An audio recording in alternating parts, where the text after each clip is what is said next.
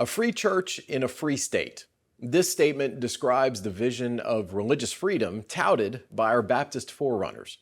Written into our nation's history by our founding fathers and described in our Baptist Faith and Message, we see this doctrine as essential for the church and essential for our nation's flourishing.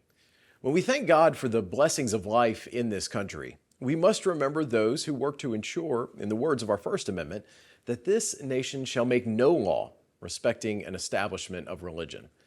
From the very beginning, Baptists contended for soul freedom, or the ability to choose what one believes in religious matters, for all people. Men such as Isaac Backus and John Leland argued that a state-sponsored church would work against true spiritual regeneration and political prosperity. Here at your Ethics and Religious Liberty Commission, we carry on that advocacy.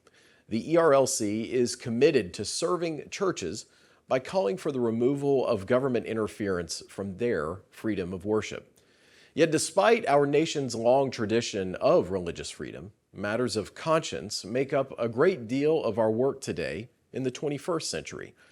We not only contend for the freedom of churches, but also for the freedom of individuals to live in the public square according to their deeply held religious beliefs. You see, our commitment to religious freedom is rooted in our understanding of how God calls a sinner, and a sinner responds in faith. We see these as matters of the heart, not legislated by the authority of any government. And as our Baptist forefather, John Leland, pointed out, government will not answer to God for religious matters. That is something each individual will do alone. As our Baptist Faith and Message also tells us, the church should not resort to the civil power to carry on its work.